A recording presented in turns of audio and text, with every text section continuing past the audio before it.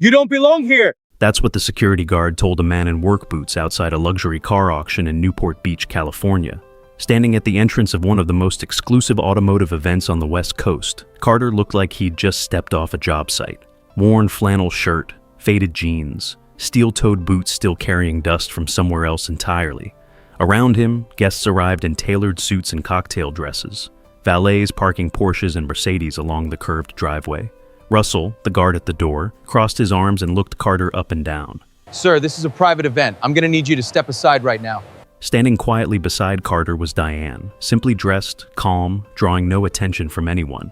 Preston noticed them both from the entrance steps. Vest pressed, Patek Philippe catching the morning light, he leaned toward his companion and smirked. Some people just don't read the dress code. He laughed and walked past without being stopped once. Carter didn't raise his voice. He didn't argue. He looked at Russell and said, "My name is on the list. I'd appreciate it if you checked." Russell checked, slowly, reluctantly. Preston glanced back from inside and laughed louder this time. Buddy, even if they let you in, you couldn't afford the registration fee. That's $1,500 just to bid. Maybe try the parking lot sale down the street. Carter said nothing. He waited. He walked in. 3 years passed. Preston arrived at a private collector's showcase in Scottsdale, Arizona, running his mouth to 2 younger colleagues about an Aston Martin DB11 on the floor. "That one's mine by the end of the day," he said, adjusting his cufflinks. "Money talks in rooms like this."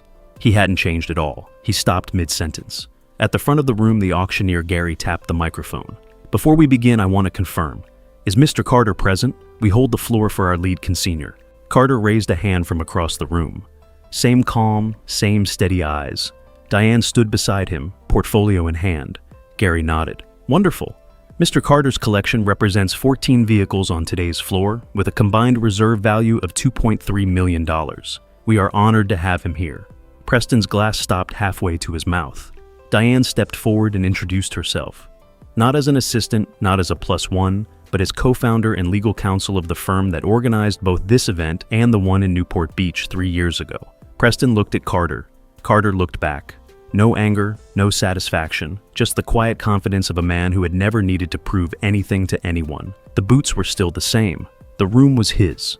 Never mistake a man's wardrobe for his worth. The ones who built everything rarely feel the need to look like it.